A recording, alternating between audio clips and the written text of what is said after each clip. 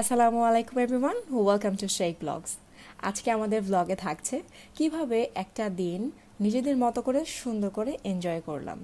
সবাই সবার পছন্দের খাবারগুলো অ্যারেঞ্জ করেছি, সুন্দর করে সবাই সেজে গুজে সবুজ পরিবেশে গাছের নিচে বসে একটা কোয়ালিটি টাইম স্পেন্ড করেছি। তো চলুন দেখে আসি কি ছিল আমাদের পুরো প্রিপারেশন এবং এরকম একটা সুন্দর দিন উপভোগ করার পেছনে কতটুকু এফোর্ট দিতে হয়। এটা হলো আগের দিন বিকেলবেলা। এবার আমাকে বলা হয়েছে পুডিং আর পিৎজা বানিয়ে নিতে, তাই ভাবলাম সকালে আমার অনেক ঝামেলা থাকে আর বাসার রান্নাবান্নাও থাকে, সেগুলো শেষ করে রেডি হয়ে যেতে হবে। তাই পুডিং আর পিৎজা আগের দিন বানিয়ে রাখলে আমার জন্য ইজি হবে।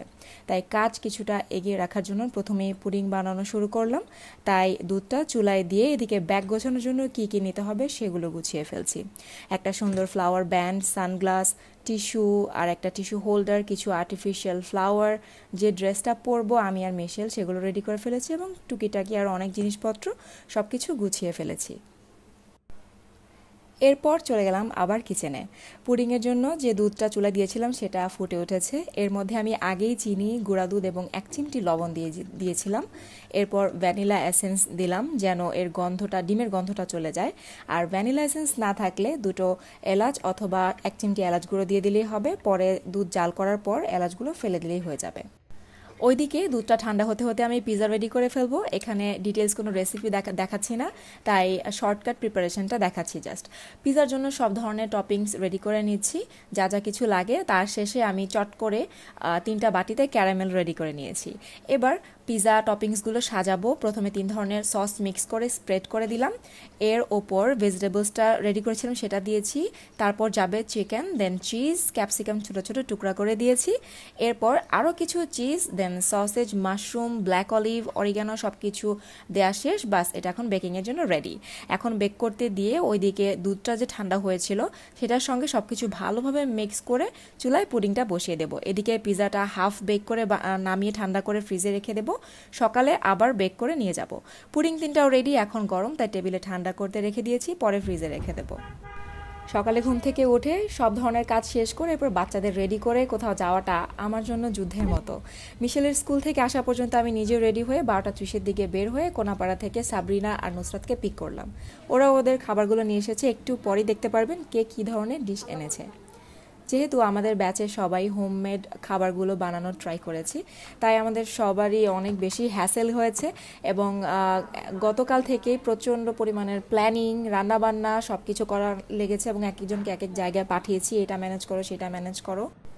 এই ডোনাটসগুলো স্পেশালি ম্যামদের জন্য বানিয়েছে সাবরিনা, সমুচা এনেছে নুসরাত, নাগেটস এনেছে আফরোজা, এই কেকটা বানিয়ে এনেছে মুস্কান। এটা এত মজা হয়েছিল, সবাই পছন্দ করেছে। ফ্রেঞ্চ ফ্রাই এনেছে বর্ষা, স্প্রিং রোল এনেছে টুম্পা, পুডিং এনেছি আমি। এখানে 2টো আপাতত সার্ভ করা হয়েছে এবং সব শেষে রিম চাউমিন রান্না করে এনেছে। এটা দেখতে যতটা ইয়ামি, খেতেও খুব মজা হয়েছে।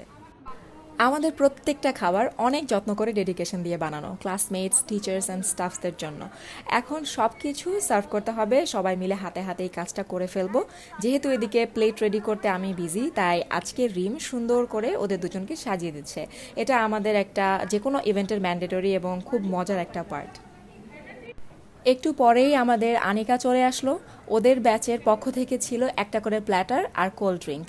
এই সবগুলো ঝামেলা এই মেয়েটা একা করেছে, মাশাল্লাহ, ও অনেক এনার্জেটিক আর সুইট একটা মেয়ে।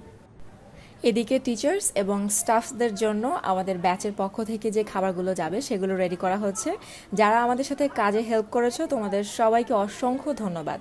এই তো আমাদের প্লেটগুলো অলমোস্ট রেডি হয়ে গিয়েছে। আচ্ছা, এখানে এক একটা প্লেটে ছিল chowmein, samosa, spring roll, nuggets, pudding, cake, French fries আর একটা করে মিনি প্যাক সস, আর যাচ্ছে হচ্ছে ডোনাট স্পেশালি ম্যামদের জন্য। সব শেষে থাই প্ল্যাটার যাচ্ছে একটা করে আর কোল্ড ড্রিঙ্ক। এগুলো সব কিছু সার্ভ করা শেষ করে, সব হাতের কাজ শেষ করে আমরা সবাই একটু রেস্ট নিয়ে এবার খাওয়া দাওয়া শুরু করলাম। কে কইছে কাট ভিডিও না করতে কইছে? হ্যালো গায়স, উড়ে না ভিডিও কাট।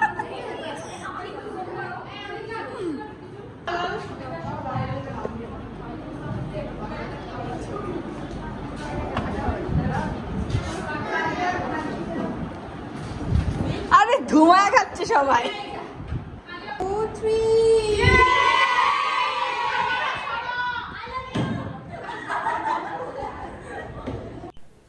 আনিকাদের সাথে ক্যাম্পাসে লাঞ্চটা শেষ করেই আমরা বাইরে চলে গেলাম। বিকালটা নিজেরা নিজেদের মতো করে বসে এনজয় করব, তাই এজন্য আবার সবাই আলাদা করে খাবার নিয়ে এসেছিলাম। আরও যা যা লাগে সব ম্যাটেরিয়ালস নিয়ে সুন্দর একটা জায়গা খুঁজে গাছের নিচে বসে পড়লাম। এই ফ্লাওয়ারগুলো ছিল সেদিনের তিন নিয়ে আসার পথে এই কৃষ্ণচূড়াগুলো তুলে নিয়ে এসেছিল। এগুলো দিয়ে সবাই ছবি ভিডিও নিচ্ছিল।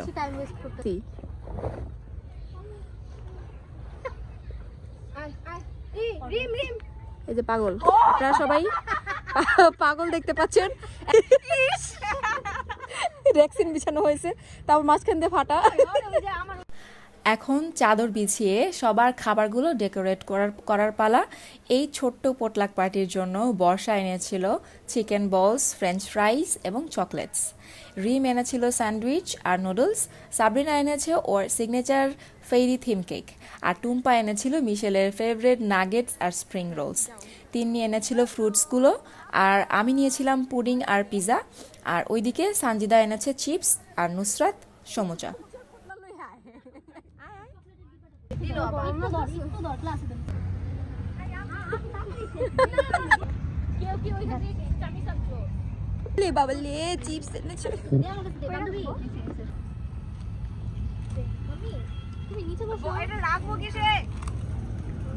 সেদিন ইন টোটাল প্রায় 40 জন মানুষের মতো আয়োজন করেছিলাম মানুষের জন্য। আর এরপর আবার আমাদের এই ছোট্ট পার্টিটার জন্য কিছু অ্যারেঞ্জমেন্ট করা লেগেছে। যে যতটুকু পেরেছি কন্ট্রিবিউট করেছি। সব খাবার সাজানোর পর একটা সমস্যায় পড়েছিলাম আমরা, তা হচ্ছে মাছি। এটা একটু বিরক্ত করছিল, আর আকাশটাও মেঘলা ছিল, তাই ভাবছিলাম যে কোনো সময় বৃষ্টি নেমে যাবে। তাই খাওয়ার ঝামেলাটা শেষ করে দেন তাড়াহুড়া করে কিছু ছবি তুলে নেব। সেদিন সবাইকে মাশাল্লাহ এত সুন্দর লাগছিল, জায়গাটাও অনেক সুন্দর ছিল। সবাই মিলে খুব মজা করেছি, কিন্তু বৃষ্টি আসার আগ মুহূর্তে একটা গরম পড়ে। এই গরমে সবাই অস্থির হয়ে গিয়েছিলাম, কিন্তু ছবি বা ভিডিও দেখে সেটা বোঝার একেবারেই কোনো উপায় নেই যে সবাই গরমে অস্থির হয়ে গিয়েছিলাম। এর উপর আবার ফোঁটা ফোঁটা বৃষ্টিও পড়া শুরু হয়ে গেছে।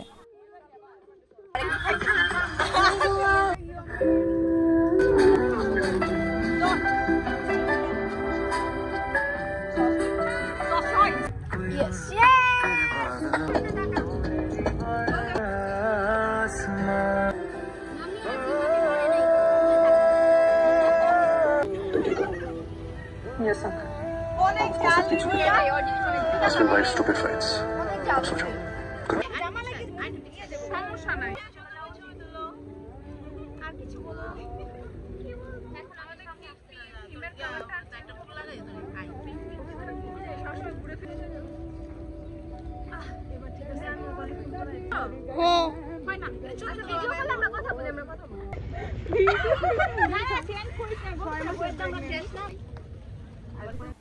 এসব করতে করতে কেক কাটতেই ভুলে গেছি।